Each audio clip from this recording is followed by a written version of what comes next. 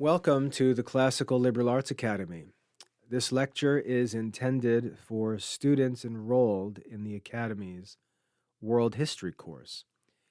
If you're not enrolled and would like to join us for self-paced studies, visit classicalliberalarts.com. My name is William Michael. I'm the Academy headmaster, and I'll be leading this study of Meyer's General History, which is the history text that we use in the Academy's World History course. Now, this first chapter of this general history focuses on what are called prehistoric times. And this is a controversial topic. By prehistoric, we mean that we're referring to the earliest history of human life on Earth, which appears to begin before human records are available to us. So based on records alone, based on human records alone, written records and so on, history only goes back, our knowledge of history only goes back to around 4000 BC or so. But there's reason to believe, based on evidence, that human beings were active on Earth for some time before that. So we're going to study this question of prehistoric times and also seek a general introduction to human history in this first lesson. Myers, the author of this book, was an American historian. And when we talk about historians, we need to realize that these are not philosophers or theologians. These are men who discuss the past based on available evidence. And that's important to remember that. He's a historian, so he speaks based on what material evidence is available. And that may lead him at times to some conclusions that would appear to contradict Christian thought. But again, I want to remind you that you should read this text and study in this course with a critical mind, because history is based on evidence. So we're not going to talk about things that we believe. We're going to talk about things which appear from evidence that's available to us, whether it's written evidence or artifacts that are left behind by men. Whatever evidence can be put together by different scientists and historians, that is the source of our knowledge of what we call history. So don't get that confused with, let's say, the history of the Bible, where we read a divinely inspired story of the origin of the world and the history of men, even the interactions between men and angels or the devil. That all belongs to theology, to sacred doctrine. In this world history course, we're focused more on a secular study of history. So Myers was an American historian, and he was an educator. He lived from 1846 to 1937, and he wrote this great world history textbook in the early 19th or early 20th century. This textbook provides us with a broad understanding of human civilization from its earliest beginnings. Very useful for the development of a background knowledge of world history that will help us in all of our studies. It's important to note, for example, St. Augustine said in his work on Christian doctrine that anything that assists us in the study of sacred scripture is worth learning. And one of the subjects that he had mentioned was the study of history, because to understand the sacred scriptures, to understand church doctrine, church history, and so on, we have to understand the history in which these religious events took place and developed. So world history is of great importance for all of our studies, including theology. So, having said that, before we get to the reading of the text, let's take a moment to commit our study time to the Lord and ask Him to bless us as we seek to learn world history. Let us pray together. Lord our God, in your wisdom and love, you surround us with the mysteries of the universe. Send your Spirit upon us and fill us with your wisdom and blessings. Grant that we may devote ourselves to our studies and draw ever closer to you, the source of all knowledge. We ask this through Christ our Lord. Amen. Now, as for the reading, when we read in history, we often do a lot of reading, so I'm not going to include the readings in the lectures. If you want to study history, you're going to have to get used to doing a lot of reading. So what I would like to recommend at this point in this lecture is, if you haven't yet read the lesson for our world history course, lesson 1, pause the lecture, go and read through the lesson first, and then come back and pick up where we leave off here. Mark the time in the lecture. Go do that first reading as you're supposed to, as it's explained in the article, How to Study for Mastery. Make that first reading just from beginning to end. Don't take any notes. Don't worry about understanding anything. Just read through the content of the lesson to learn what the lesson contains. What's this lesson even about? What are we going to study? And so on. And when you've done that first reading, then come back and continue through this lecture. For those who have done the reading, let's move on to the division of this first lesson. We can divide Meyer's first chapter in world history into 4 significant parts. The first part discusses the nature and scope of prehistoric times, the nature and scope of prehistoric times. The second part begins where we read in the Old Stone Age. And this second part is about the 3 great ages of prehistoric development. The 3 great ages of prehistoric development. The third part of the lesson begins where we read, in this and following paragraphs we shall deal or dwell briefly upon some of the special discoveries. This third part discusses the great achievements of prehistoric man, the great achievements of prehistoric man. And then lastly, part 4, the legacy of prehistoric times, begins at we of this 20th century and continues to the end of the lesson. The legacy of prehistoric times. What is the significance of prehistoric times? What influence has our knowledge of prehistoric time had on our understanding of the world?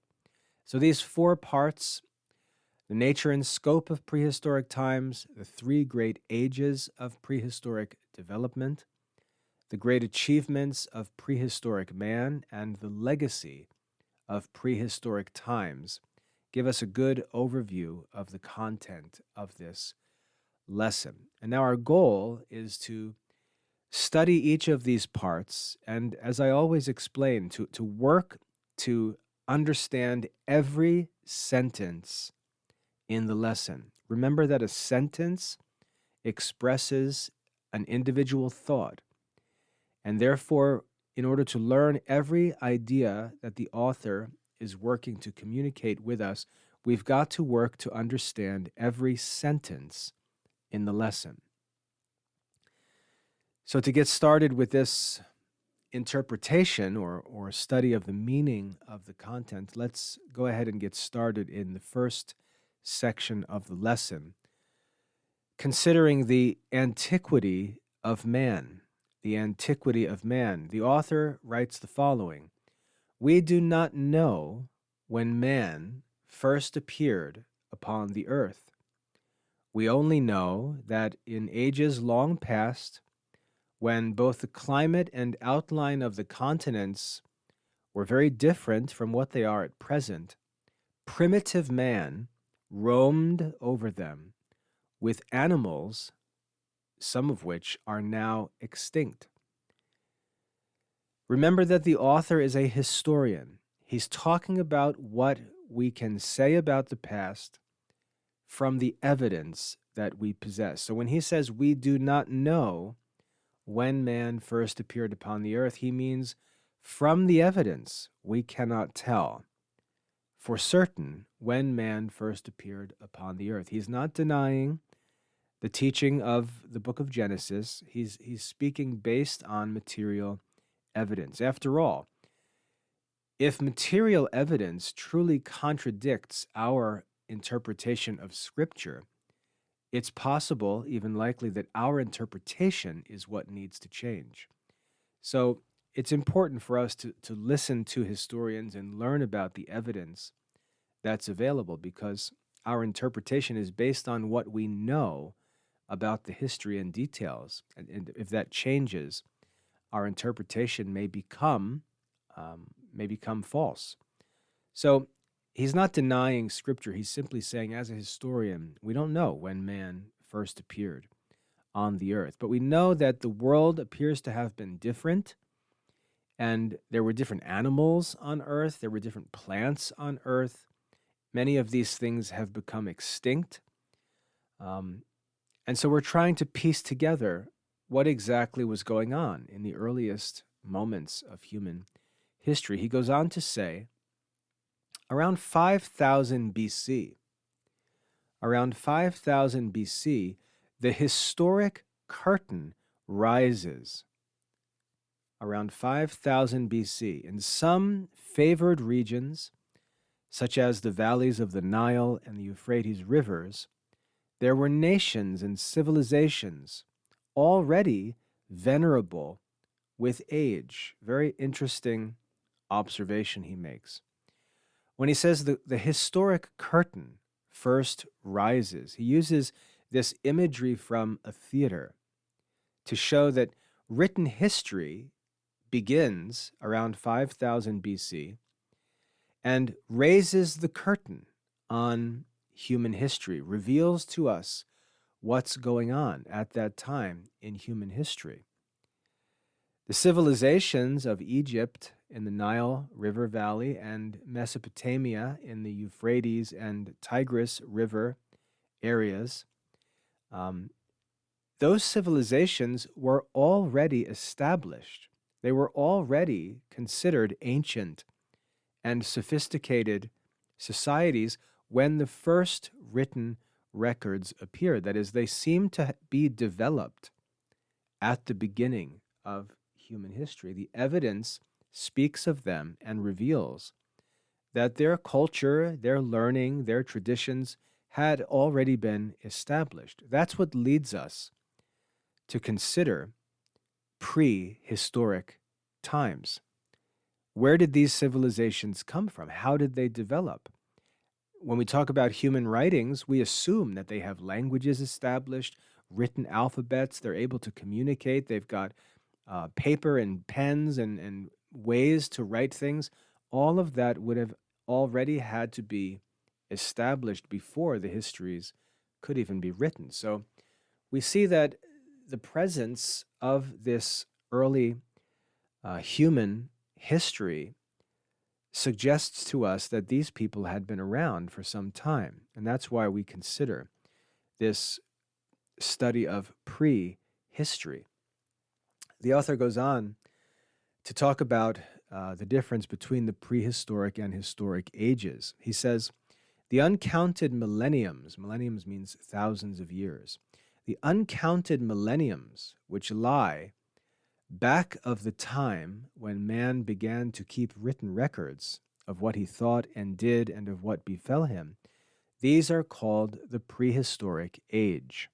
So he defines prehistoric time as what could be a vast period before human writing was developed.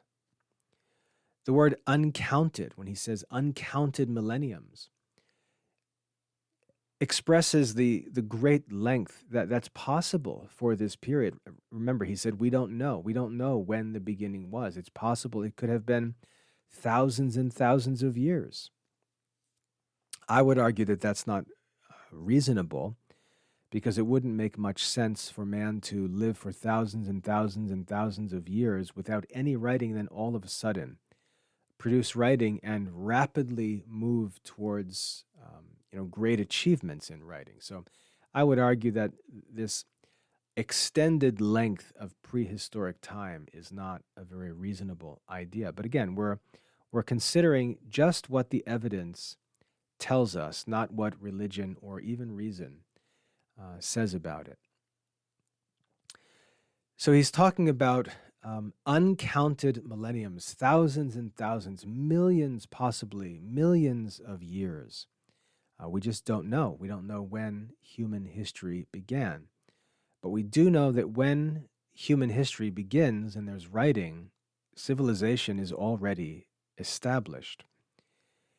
He says the comparatively few centuries of human life which are known to us through written records comprise the historic age.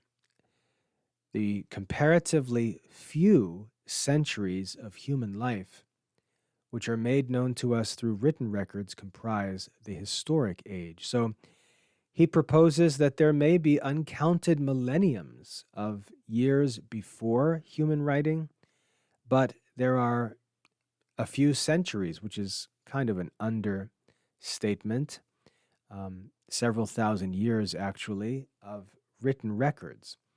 So there may be more history, he says, that we don't know through human writing than history that we do know. And of course, that's just a speculation. He can't prove that from any evidence. He's saying it's possible. There's no way to know for certain. He mentions a number of civilizations which, at the dawn of this written human history, are already well established. He says, in the valleys of the Nile and the Euphrates have been discovered written records which were made at least 4,000 or 5,000 years before Christ. These river valleys, the Nile in Egypt and the Euphrates in Mesopotamia, produce the earliest known sources of writing because their fertile soil supported large populations of people.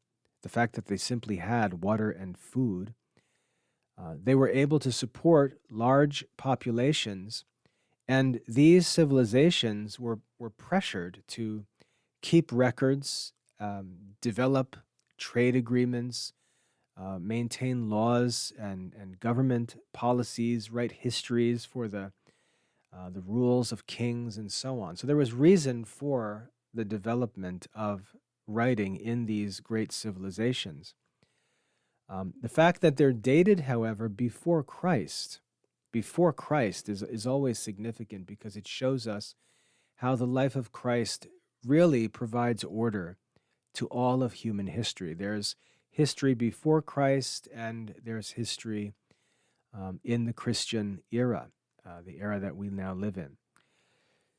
So for 5,000 years or so, 5,000 years before Christ, we have had access to written human records from which we could draw a knowledge of human history. Now, it's also worth noting that just because we have human records doesn't mean we have an accurate knowledge of human history. We know that human beings lie. There's all kinds of reasons why people would be tempted to write narratives of events that aren't even true. Maybe they were trying to accomplish something of their own. Maybe they were trying to hide something or cover something up. We know that human beings lie all the time. So we can't imagine that because we have human writings beginning around 4,000 or 5,000 BC, that now we have this absolutely certain source of knowledge of human history. And before that, it's all mysterious and unknown. That's not true at all. And so bringing other sources of evidence into the study, not relying entirely on human writing, but also looking at other things, looking at geography, looking at remains that are found by archaeologists, bringing into the study of history knowledge from other fields, from other sciences, can help us to actually check the accuracy of the written records we have before we waste time studying them, assuming them to be true when they may not be. The author goes on to say, we say that the historic period began in those lands, so the lands of Egypt and Mesopotamia, 6,000 or 7,000 years ago, so 4,000 or 5,000 BC. In most other regions, the historic period began at a much later date. So the historic period, what we mean by historic period, is the time when written human records become available. In the lands of Egypt and Mesopotamia, we're talking 6,000 to 7,000 years ago. In other places, later than that, more recently. He says different people developed writing at different times because they had different circumstances and different needs. So it shows us that human progress as life develops on Earth appears to follow natural patterns. Things develop in different places, not at the same time, but often in similar ways. And so we can learn about history by studying the most ancient civilizations and applying that knowledge to our study of later civilizations. He says the truly historic age did not open in Greece and Italy until 800 or 700 BC.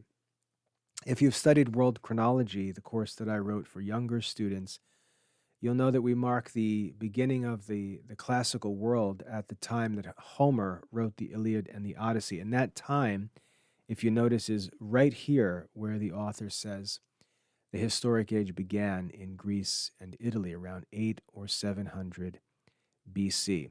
The great civilizations of Greece and Rome developed later than Egypt and Mesopotamia, as the ancient Romans and Greeks explain themselves. They talk about this all the time.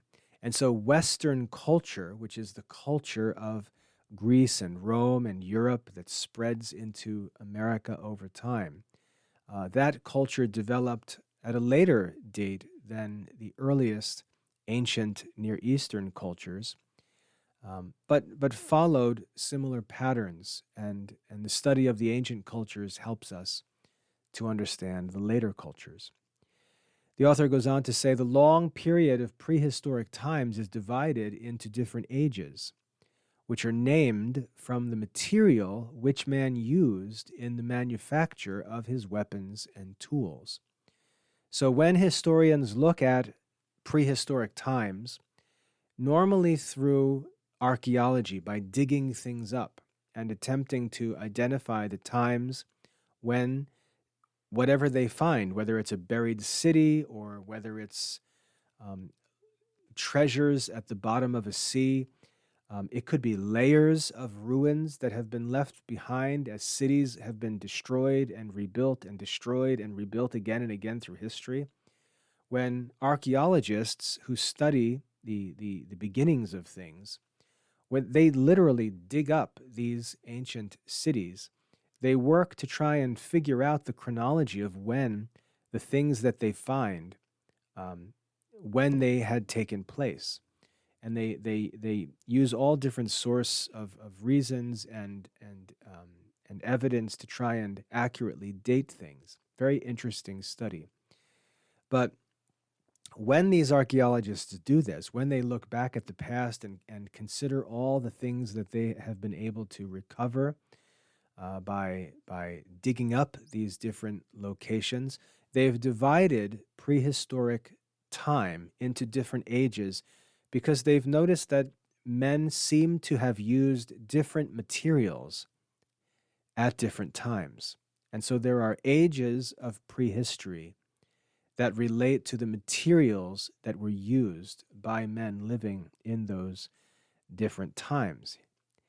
The author says the earliest epoch or age, the earliest age is known as the Paleolithic age. And that word Paleolithic simply means Old Stone Age. Paleolithic means Old Stone Age. So the first epoch, the first age of prehistory, is known as the Old Stone Age. The following epoch is known as the New Stone Age, the Neolithic age, the New Stone Age. And then a later period is known as the Age of Metals. So we move from the Old Stone to the New Stone to the Metal. Those are the three divisions of prehistory. And again, notice that the ages are based on the materials, the tools, the different implements and things that have been found, which seem to relate to different periods of development of human history. So even though we don't have writings that give evidence of human activity, we do have other sources of information. We have things they left behind, the tools they used, houses they built, ships that they sailed, all these different resources we are able to discover by means of archaeology. And so we have evidence beyond written evidence. And this leads to this division of prehistoric time into Old Stone, New Stone, and Metal ages. The Greek terms that are given, like Paleolithic and Neolithic, help us to understand the progression. And as I mentioned, Paleo means old, Neo means new. In the age of metals, just as we see a change, or as historians, I should say, see a change in the materials from the Old to New Stone Age, there's also a development over time where metals develop. So we move from, let's say, copper and bronze to iron and so on through time. Think of the metals we use today, how advanced they are: stainless steel, aluminum, titanium, and so on. You can imagine finding a city that was destroyed and buried underground in 1500 AD, where they were using simple metals like iron, and then digging up a city that was established in 2000 AD and finding aluminum and stainless steel. You could see how the different times and the different levels of civilization can be seen in the materials that are being used by the people in different places. So that method of defining different ages seems to be reasonable and worth paying attention to. However, he says the division lines between these ages are not sharply drawn. So we have to be careful not to oversimplify things. Human history, as we study it, is messy. It's gradual. It doesn't happen all of a sudden. Things take time. Things develop over time, sometimes by accident, sometimes by intentional developments. But the progress of different civilizations, different peoples in different places, it's gradual, and things happen at different times, usually in the same order, but at different times. New technologies are developed by one group, but then they're shared with other groups. And so those technologies develop more slowly in other groups. And we see this in all different areas of life. So different peoples might be living at the same time, but be using different materials because one is advanced, one is discovering these things and using them first, and the other is following them, learning from them, imitating them, and using them at a later time. So the development of these ages is a good general guide to organizing prehistory, but it's not to be oversimplified as if there are clear-cut dates when we move from the Old Stone Age to the New Stone Age, or when we move from the Copper Age to the Bronze Age, or anything like that. So let's not oversimplify this attempt to try and create some order out of the different periods of prehistory. He says, in most countries, the epochs run into and overlap one another, just as in modern times, the age of the steam power, the steam engine, ran into and overlapped the age of electricity. So we can see all these same ideas present in modern history. He uses a helpful modern example to show us how technological changes happen gradually and sort of overlap each other in different places. Even today, moving on from steam and electricity, we can look at automobiles where we've moved or are moving from gasoline to electricity. We can see how this is happening in different places at different rates. Very interesting to go back in history and look at the time of the world wars, because we have video from those times and we can see tanks and all kinds of military equipment, even airplanes being developed during the world wars, while people were still using horses and mules to do farm work and to move around. So we can see how these ages overlap each other and how that would look in prehistoric times. He goes on then to discuss the first of these ages, which is the Paleolithic or the Stone Age. He says, in the Old Stone Age, man's implements were usually made of stone, and particularly of easily chipped flints. Sometimes, though, he used bones or horns or tusks from animals, and other material was also used by the Old Stone Age. But primarily what identifies it is the use of simple stone materials. Early humans showed intelligence, choosing the best materials they could find. Flint was a type of stone that was used because it could be chipped away and shaped with sharp edges to form useful tools. The same thing was true of bones and tusks, even wood. It was important, you can see, to try and develop tools, usually that were sharp, because we needed to divide and break or cut things that we couldn't do by hand. So there was a desire for sharpness, sharp tools to dig or to cut, even to kill. And flint was good as a stone for that purpose, but also bones and tusks and wood and so on. But this is the Paleolithic, the Old Stone Age. He says the rude tools and weapons of Paleolithic man, which are found in gravel beds in river areas and in caves, are the oldest things in existence, shaped by human hands. He says rude tools. That just means things that are simple or roughly made. Like if you were to go out into your yard and make a hammer out of whatever you could find, you would find a stick, maybe find a big stone, and you might tie them together with something. That would be a rude tool. It's not a well-crafted, not a finely made tool. It's rude. It's a first attempt based on what happens to be available. So the weapons and tools that were used by Paleolithic man, they were rude. They were simply put together from simple materials, and it's a sign that civilization is really just developing. The man of the Old Stone Age, we read, saw retreating glaciers of the last great ice age, of which geology tells us. So you can see there's more information being studied by scientists and historians. We have here the mention of geology, the study of the earth.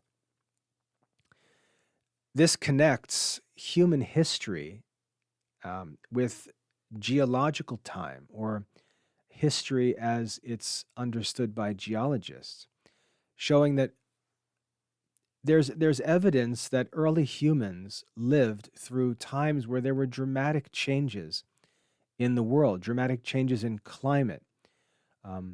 We can look at places and see glaciers, giant bodies of ice that move over time through different areas. Sometimes they increase, sometimes they decrease.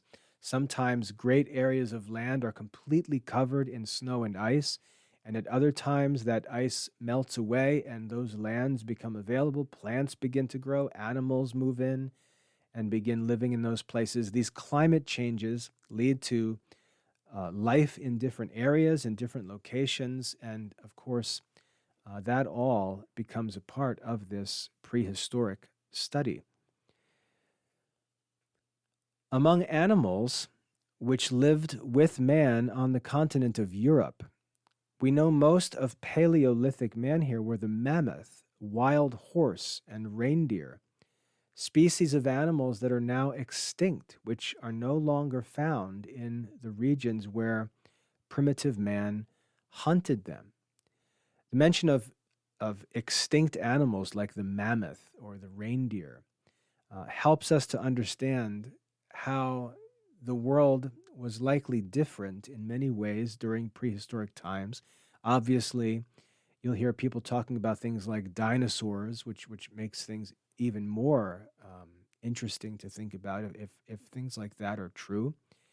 But these all relate to evidence that becomes available as scientists dig up the earth, dig into giant glaciers, lands that were covered with ice become accessible to us as the ice melts, areas where there were seas or lakes or rivers dry up, and all of a sudden, whatever is at the bottom of those water bodies becomes available to us to examine.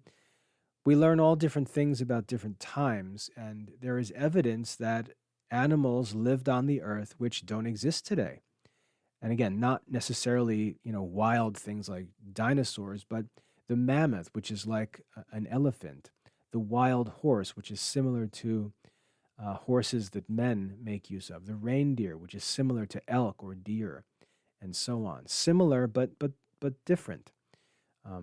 Different species can be found, different plants can be found, and so on. So it's clear that human history also includes great changes in life on Earth, changes in the weather, changes in plants, animals, tools, materials available, where people live, and so on.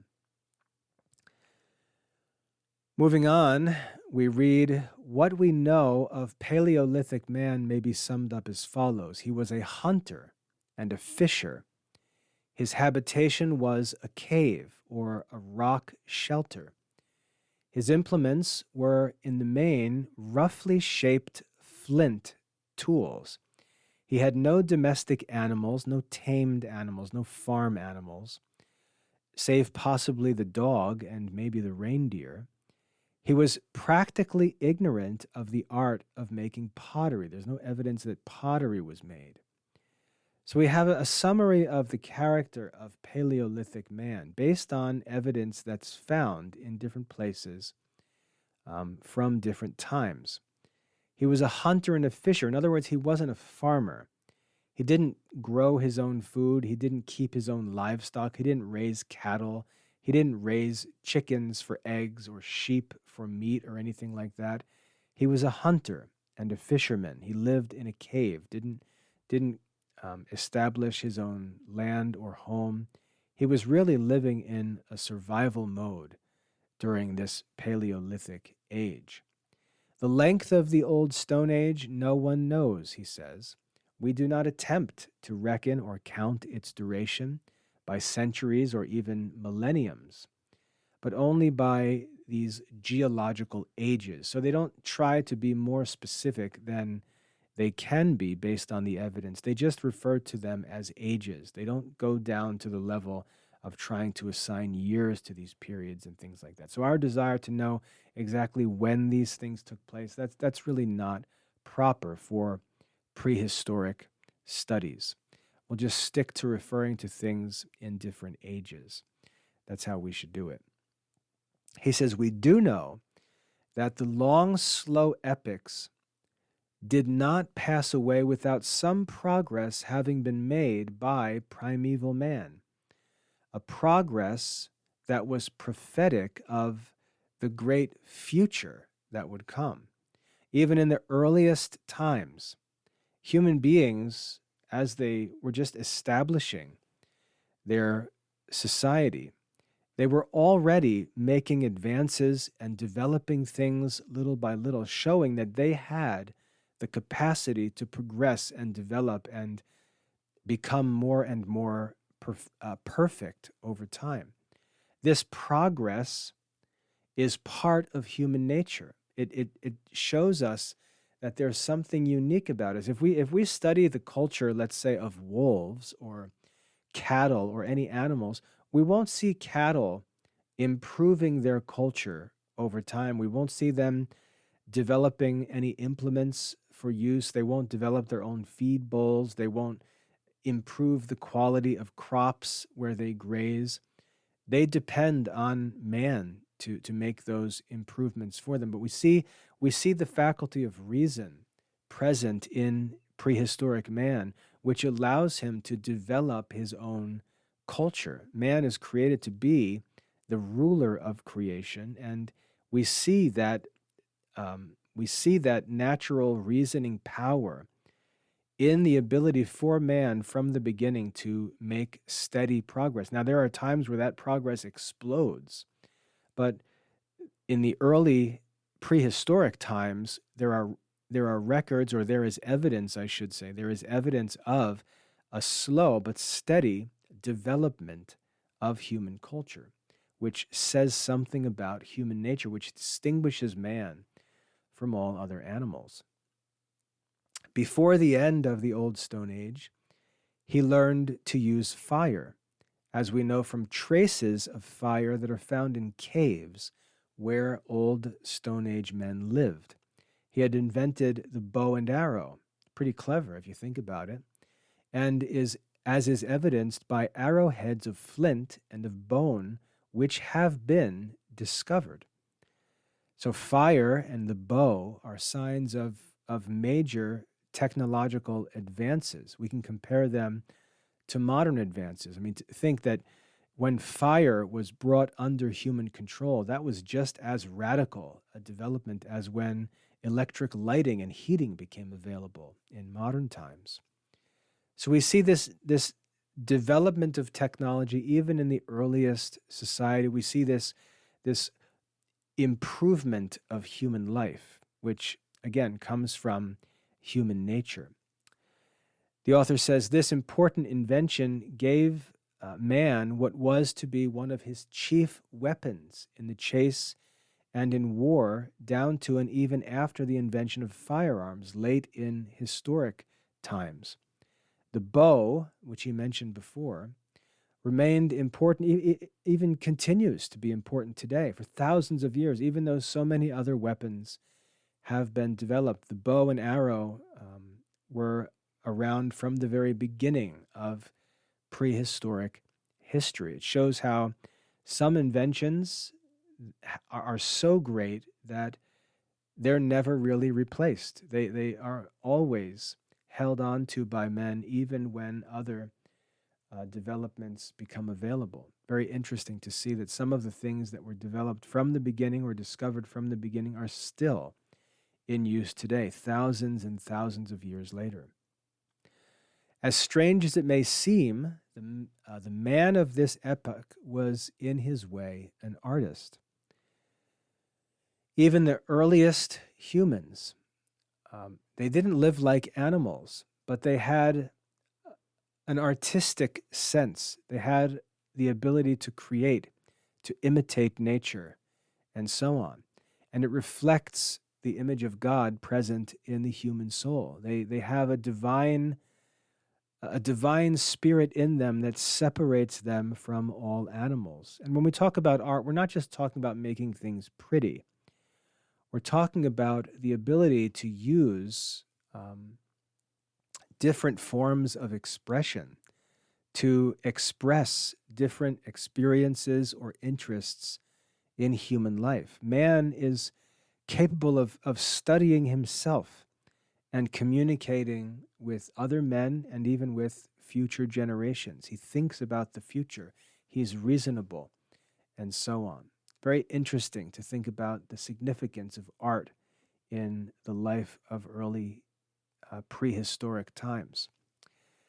We move on then to the New Stone Age. The Old Stone Age was followed by the New. Chipped or hammered stone implements still continued to be used, but what characterizes this period was the use of ground or polished implements. In other words, over time, the tools and the implements get better, and that allows them to make better tools and implements. There's a joke that men sometimes say when they talk about the tools in their garage. They say, "Oh man, I've got so many tools. I've got tools to fix tools."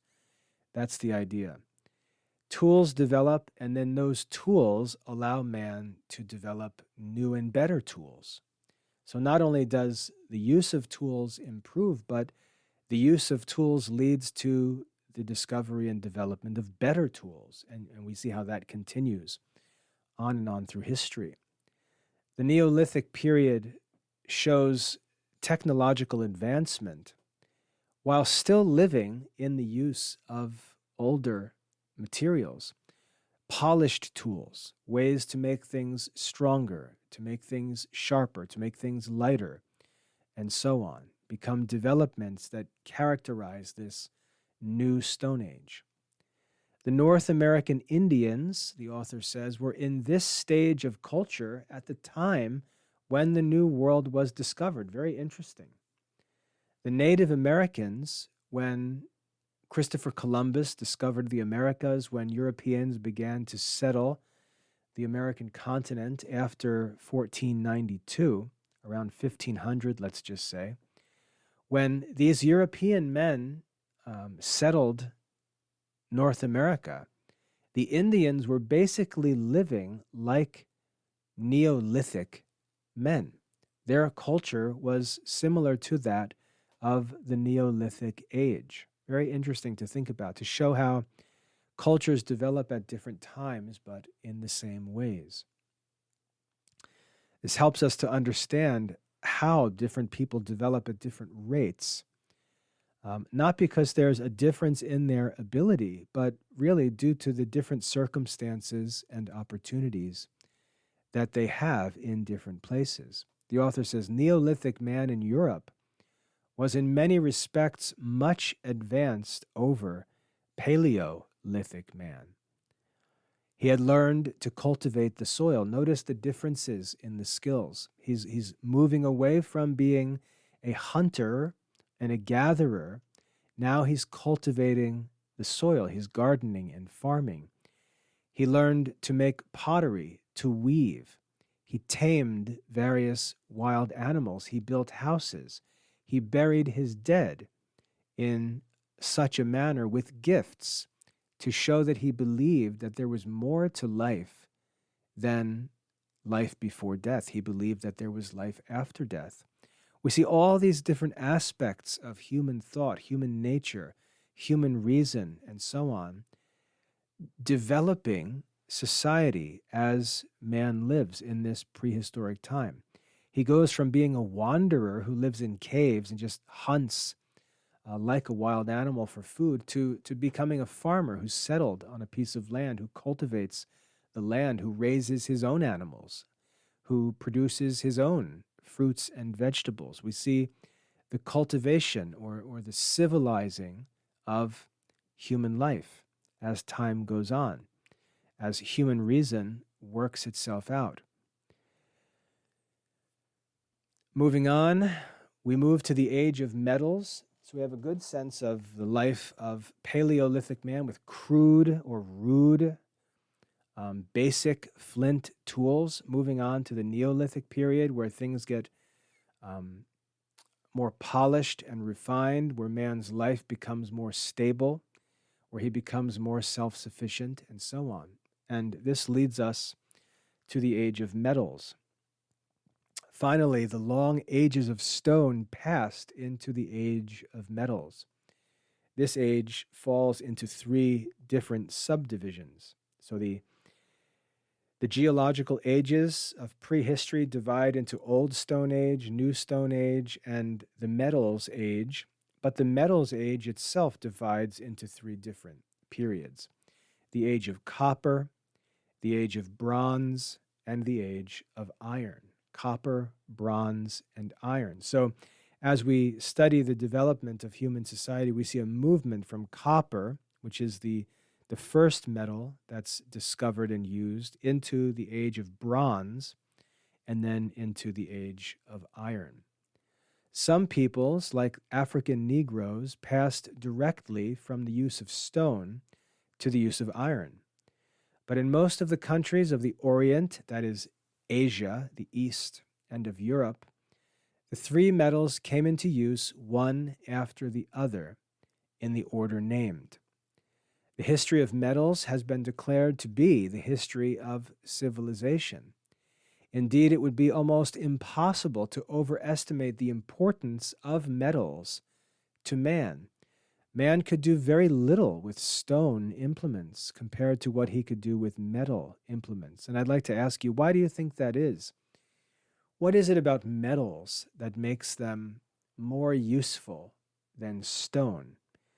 What is it that makes metals so important? Why is bronze better than copper? Why is copper better than stone or wood?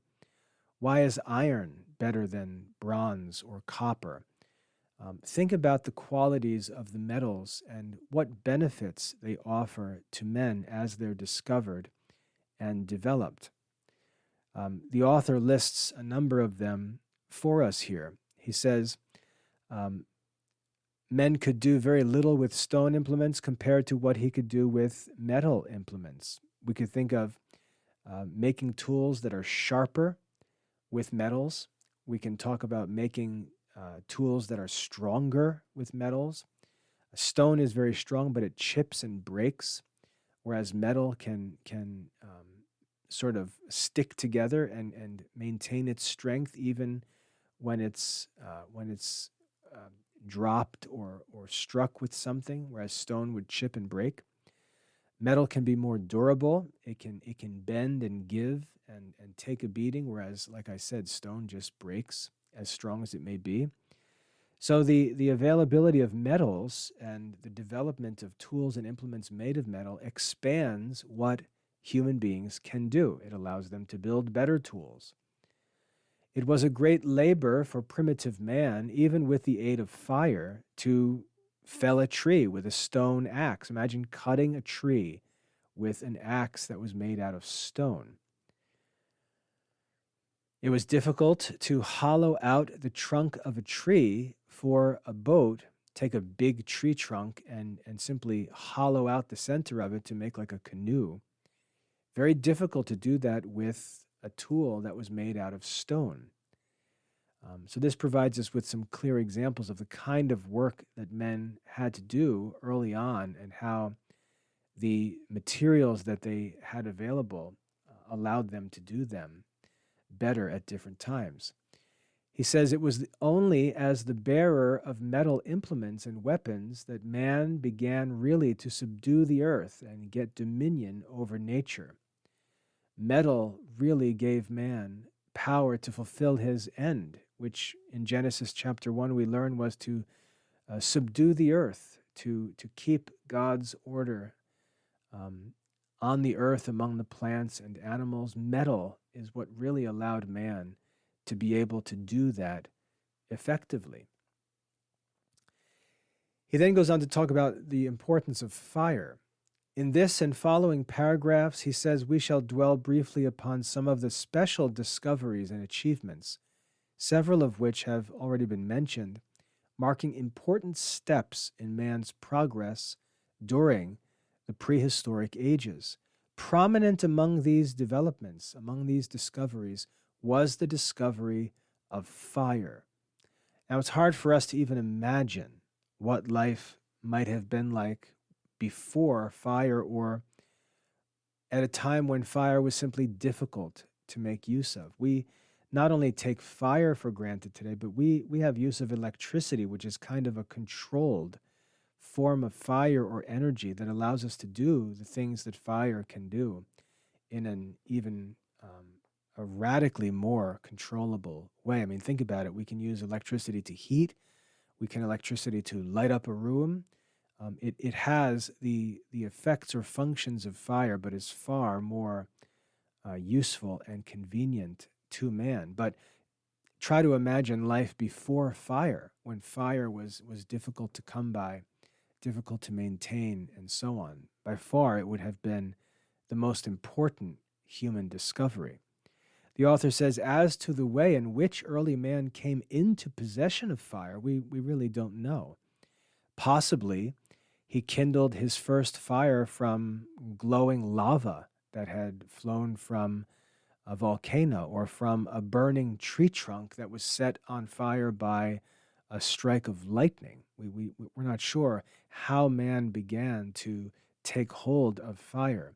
The mystery of fire's discovery reminds us that many of the crucial developments in human history, I mentioned this before, remain either unknown to us or happen by chance, all of which is kind of hidden in God's providence. So man didn't just develop everything by his own reasoning and planning and work. Much of human development, even in modern times, was discovered by accident.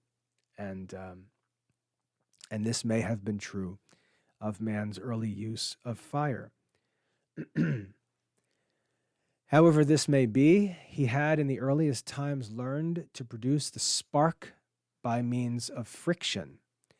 The fire borer is among the oldest of human inventions. Only gradually did primeval man learn the different uses to which fire might be put, just as historic man has only gradually learned the possible uses of electricity. By some happy accident or discovery, he learned that it would harden clay. Fire could be used to dry out and harden clay. And he became a potter because of that. It would also smelt ores. And so man became a worker in metals. That fire would aid him in 100 other ways. So fire was much more useful than just being a source of heat or light. Men realized how different substances in nature respond to fire and the interesting effects that fire has on different products. It can make clay harder, for example. It can purify metals and so on. Fire presided at the birth of nearly every art or quickened its progress. No other agent has contributed more to the progress of civilization than fire. Indeed, it is difficult to conceive how without fire, primitive man could ever have emerged from the Stone Age. Fire really was the discovery that allowed man to begin to make greater progress. In the next section, we talk about another change that happens as human society develops, the domestication of animals. Again, we mentioned in the Paleolithic age, man was a hunter or a gatherer. He went out and gathered fruits and vegetables that might be available in nature, in the wild. He also hunted animals to capture for their skin or for meat. But as human society develops, man begins to domesticate or raise his own controlled animals. The author says, when we visit a farm today, we observe the friendly nature of life which goes on there. The horse proudly and obediently bending his neck to the yoke, the cow offering her streaming udder to the milkmaid, a woolly flock of sheep going forth to the field, accompanied by their trusty protector, the dog, who comes fawning to his master. This familiar intercourse between men and animals seems so natural to us that it's hard to imagine, it's scarcely conceivable that things may once have been different than this. So here Myers paints a very, very clear picture of modern farm life to help us think about how remarkable the taming of animals or the domestication of animals really is. The way that a farm is arranged and all the different animals all live and work together peacefully is really remarkable to think about. But we tend to take it for granted as if that was just always how things were. But that does not seem to have been true. That seems to be something that developed over time. He says, yet, in the picture, we see only the final result of thousands and thousands of years of the work of civilization, the enormous importance of which simply escapes our notice, because it's by everyday wonders that our amazement is least excited. We take domesticated animals for granted because we're just used to them. They've been around as long as we have. We've never lived in a time where these things weren't so. But the truth is that the domestication of animals was actually an amazing achievement that required great patience, great intelligence, and great skill by men over the course of many, many centuries. So it's something that we need to learn to not take for granted. He says most of this work of inducing the animals of the fields and woods to become members or dependents of the human family, to enter into a league of friendship with man and become his helpers, much of that work was done by prehistoric man. When man appears in history, remember around 5,000 BC, when man appears in history, he appears surrounded by almost all of the domestic animals that we know today. The horse was already his willing servant. The dog was his faithful companion. The sheep, the cow, and the goat shared his shelter with him. By the time of written records, domestication already seems to have been complete, showing the great achievements of prehistoric peoples. Now, I would mention one thing, raise one objection. Some people will say this doesn't prove anything like that at all. Some would say from the beginning of human history, from the very first time human records were available, what this author says is true. It seems that the domesticated animals were always living with and around man. So this idea that there was a time when animals were not domesticated, when man lived without domesticated animals, that's just a bunch of myth. That's just a bunch of nonsense. There's no evidence of that. I would say that that's a good argument that we could raise. And so the question is that perhaps scientists and historians have evidence of animals that are now extinct, which seem to be more wild, and don't have evidence of domesticated animals living before the historical period. So that's a good controversial topic to think about and question as we read about prehistoric times. The author says the domestication of animals had such a profound effect upon human life and occupation that it marks the opening of a new epoch in history. The hunter became a shepherd. The hunting stage in culture gave place to the pastoral age. Pastoral referring to the keeping of animals like sheep and goats. So this development where man moves from being a hunter to a shepherd,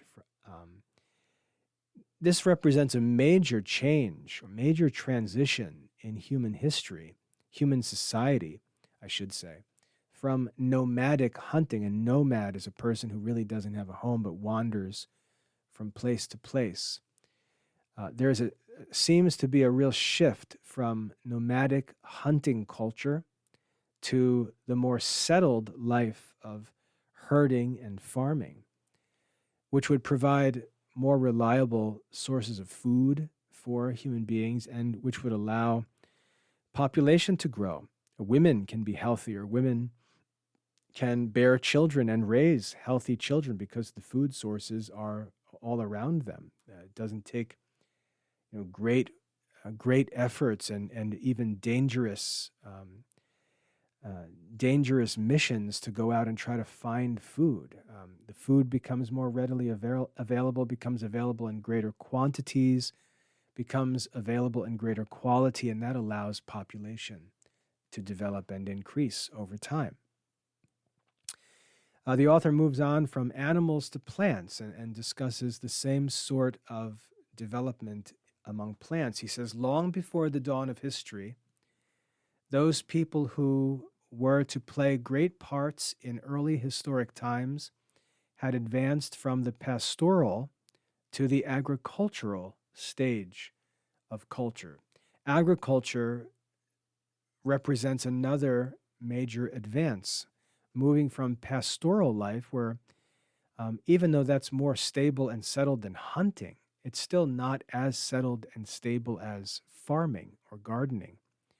So the movement from pastoral life, keeping animals moving about with all the benefits of domesticated animals, moving from that to agriculture, where man is actually cultivating and improving soil and crops and pastures on which he lives, represents another major advance in human civilization, allowing for even larger populations and more complex societies to develop, as we see in history. Just as the step from the hunting to the pastoral stage had been taken with the aid of a few of the most special species of animals, so this second step was taken by means of the domestication of a few of the innumerable species of seed grasses and plants growing wild in the fields and in the woods. So just as the domestication of animals allowed human society to develop, so also did the domestication of plants. Myers shows that there is a parallel that can be shown between the domestication of animals and plants. And the work that's required here is important because in order to improve the quality of animals, man needs to identify the highest qualities of those plants and animals and then control their reproduction so the characteristics or features of the animals and of the plants improves over time. You can see how much planning and how much order and control had to be exercised in order to succeed in carrying that out. Wheat and barley, he says, two of the most important cereals or grains, were probably first domesticated on the plains of Babylonia and from there carried over Asia and Europe. These grains, think about wheat and barley, which are like the foundational food of human life. Think Jesus says man cannot live by bread alone, because it's almost true that he can live by bread alone. And the plants from which bread is made, namely wheat and barley, these cereals or grains or grass plants were cultivated over time. And if you learn about farming today, you'll see they're still being cultivated today.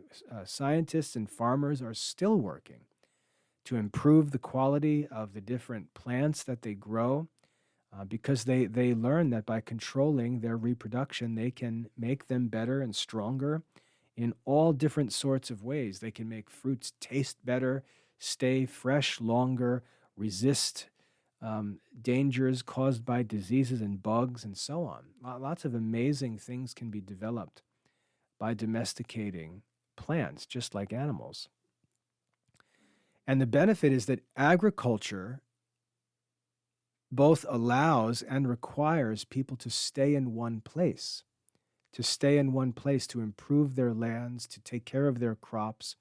And this allows for the development of permanent settlements, the development of towns or villages and cities, because people are remaining in one place, not wandering from one place to another. And so the population can then thicken, as the author says. Villages grow into cities, great kingdoms are formed, and the political history of man begins, where man begins to try to figure out, how in the world am I supposed to manage this growing, complex society? And we see the development of these civilizations in valleys like the Nile River and the Euphrates. Agriculture enabled the development of complex civilizations with large populations, specialized occupations, different kinds of work that's focused on in different places based on the land or the conditions in those different places. And as those as those societies developed, the organization of governments and new questions about politics and laws and so on. Now, one of the more interesting developments, as I mentioned, when human writing becomes available, language had already been established. And we have to ask the question, where did this language come from? How was language formed? The author says another great achievement of primitive man was the making of language. One author writes that the main work of language making was done in the ages before history, and that appears to be reasonable. Language development was completed or had to be completed before written records could begin, making it another great achievement of these prehistoric people. Periods of time, like geologic epochs, must have been required for the formation, out of the speech of the first men, of the rich and copious languages already on the lips of great peoples of antiquity. The Egyptians, the Babylonians, the Greeks, and Romans, when they first appear in history, have developed language. We need not dwell upon the inestimable value to man of the acquisition of language. Without it, so far as we can see, man must have remained forever in an unprogressive and savage or semi-savage state. Language is essential for transmitting or saving knowledge.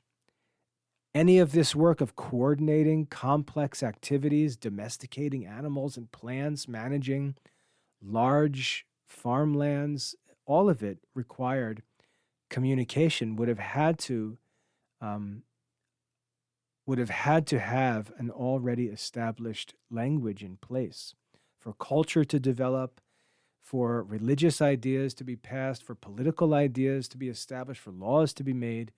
Language would already have to be developed. And this reflects the rational nature of the human soul that would enable this development to take place because man has the capacity for rational thinking and language that allows him to communicate and share that reasoning.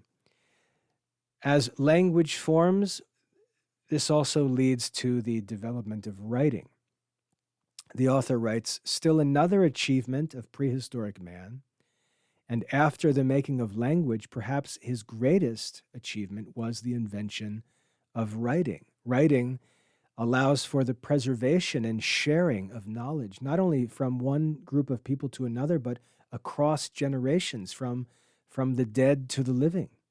Writing is extremely important for the development of human culture. And there are two kinds of writing: picture writing and sound writing. The author says there are two kinds of writing: picture writing and sound writing. In picture writing, the characters are rude pictures of material objects. And we can think about Egyptian hieroglyphics, and we're going to study this in future chapters. But the attempt to communicate by drawing pictures is one form of writing. This way of representing ideas seems natural to man, Meyer says. It's a form of writing that's still in use among some American Indians. But in phonetic writing, in sound writing, the symbols don't represent things that exist in the world. The symbols represent sounds of the human voice. So there's a difference, two different ways to communicate in writing, one by drawing images, and another by using symbols to represent sounds of spoken language. And he says that there are three stages of the development of this phonetic language or sound writing. Three stages of development. In the first stage, each picture or symbol stands for a whole word. In such a system as this, there must be as many characters or signs as there are words in the language that's represented. In working out their system of writing, the Chinese stuck fast at this point. So think, if you're going to write with pictures or symbols, then every word has to have a different symbol. And you can see how that's going to require us to memorize and use thousands and thousands of different symbols. That's very, very difficult. So it may seem like a good idea at first, but when we start getting into it, and the vocabulary and the words get more and more numerous and complicated, we learn over time that that's really not a very good way of handling complex language. So the author says in the second stage, symbols are used to represent syllables instead of words. Symbols are used to represent syllables or spoken sounds instead of words. This reduces the number of signs that are needed from many thousands to a few hundreds, since the words of any given language are formed by combining a relatively small number of syllables. We can call this syllabic writing, where the written symbols represent syllables.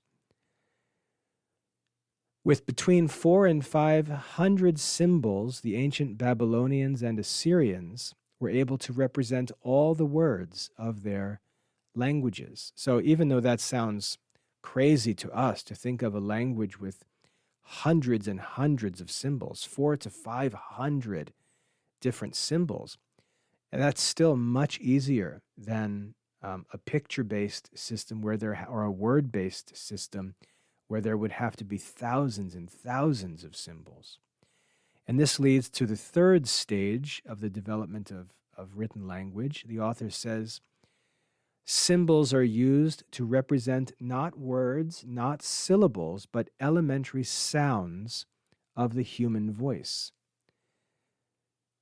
The symbols become true letters, a collection of which is called an alphabet. And this mode of writing is called alphabetic. This is the system of writing which we employ. So we could use symbols to represent words, but there are thousands and thousands of words. We could use symbols to represent syllables, but we can combine sounds in hundreds and hundreds of different ways, make many syllables. But what if we go even further and say, no, let's just figure out what sounds can be made with the human voice and create a symbol for each of these sounds.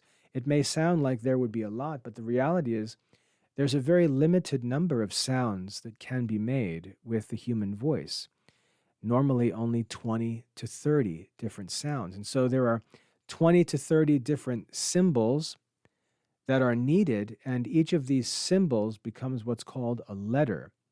The collection of those letters is called an alphabet, and that kind of language is called alphabetic writing. So the simplest form, where sounds of the voice are represented with symbols, is actually the most useful form. And that's the form that we use today. Our alphabet in English has 26 letters. The ancient Greek alphabet had 24 letters, and so on. There's not many more or less than that. That's what our voice is capable of doing. The author writes that what people invented the first alphabet is unknown, but as early as the 800s BC, we find several Semitic people in the Middle East who possess a true alphabet. Through the agency of traders, this alphabet was spread to the east and to the west and became the parent of most of the existing alphabets of the world. If you compare the alphabets of different languages, like the Hebrew and Greek and English, you can see that the letters have similarities because they likely came from an ancient Middle Eastern alphabet. Most people say that it was Phoenician. With the invention of phonetic writing and the practice of keeping records with names of men who do different things and the dates of the events, the historic age was able to truly begin for man. So if we wonder, why would there not have been written records for all of human history? This could be the answer, because the development of language and writing takes a long time. And so it may be reasonable that man would live for thousands of years or hundreds of years before any written records, because the ability to write was one of man's greatest and most difficult developments. So that's a pretty good argument for why we should expect there to be some significant prehistory before the availability of written human records. Moving on, the author says, we of this 20th century, and we live in the 21st century now, but we of this modern century consider ourselves to be fortunate in being the heirs of a noble heritage, the heirs of all the past. We're not used to thinking of the men of the first generation of historic times as the heirs of a great legacy. Notice he's saying that we think of ourselves as the heirs of this great culture and development that took place in history, but we need to think back to the beginning of history, the beginning of the availability of human records to those civilizations, and realize that they also were the heirs of great achievements that had been obtained through prehistoric times.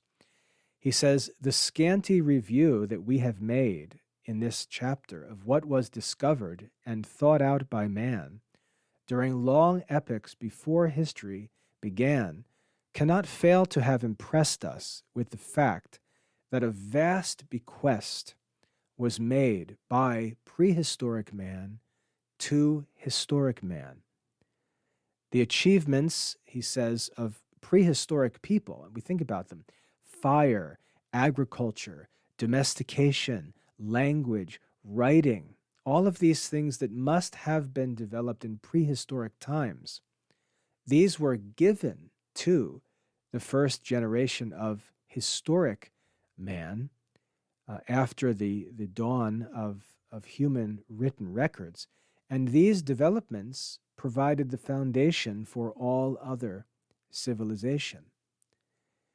He writes, if our hasty glance at those faraway times has done nothing more than this, give us this sense of appreciation for prehistoric achievements, then we shall never again regard history as has been our wont.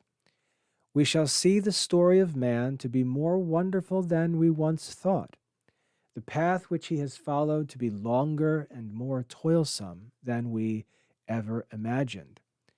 But our interest in the traveler will have been deepened through our knowing more of his origin, of his early, hard, and narrow life, and of his painful first steps in the path of civilization.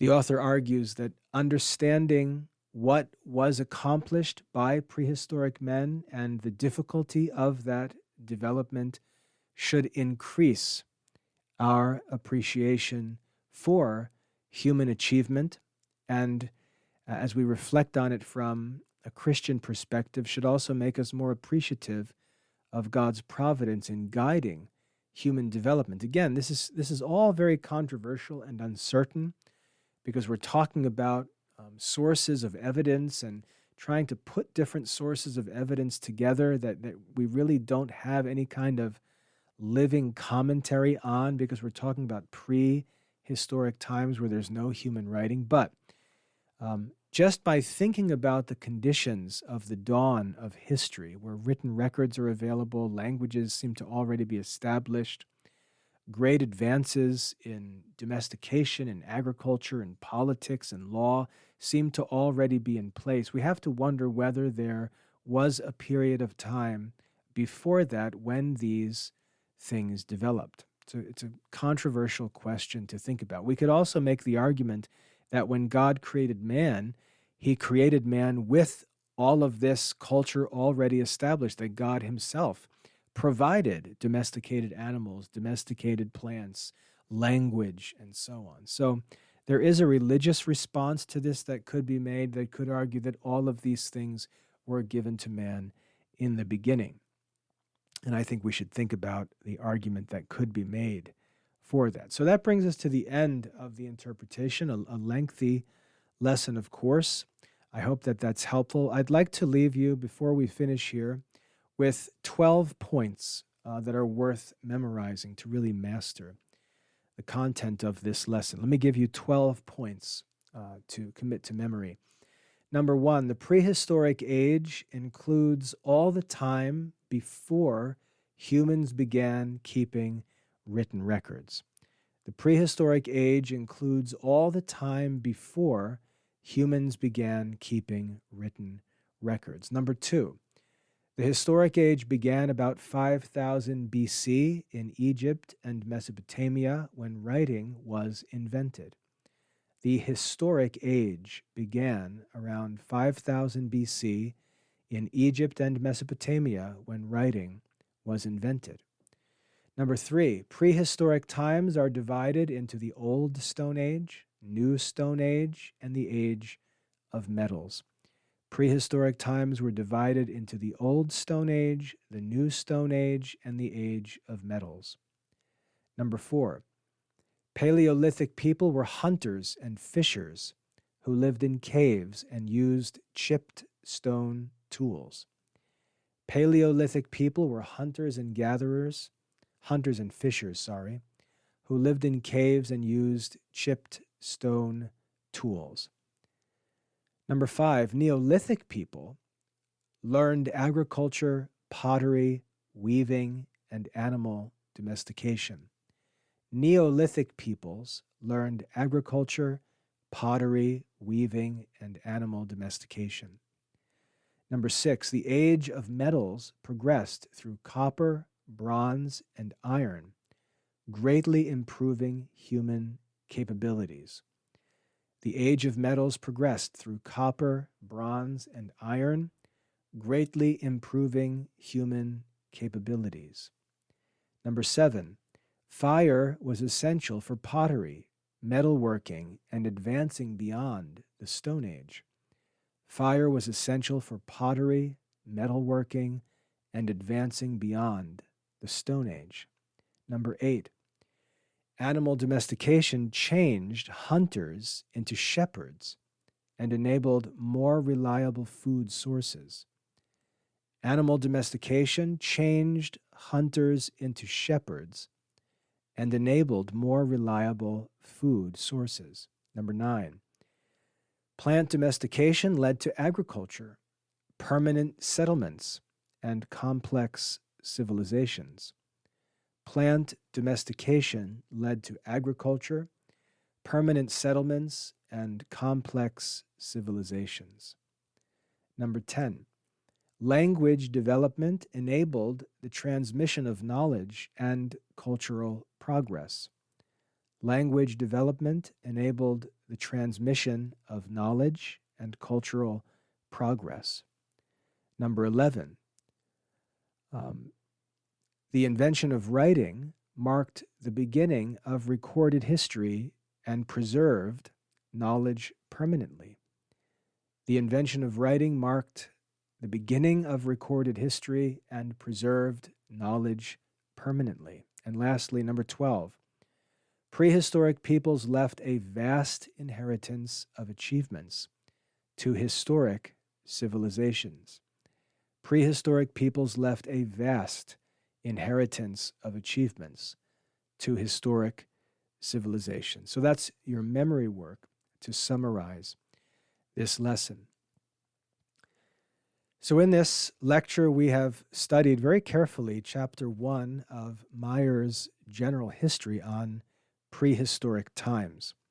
We've discussed the antiquity of man, the distinction between prehistoric and historic ages, the three great prehistoric periods, the major achievements of fire, the domestication of plants and animals, the development of language and writing.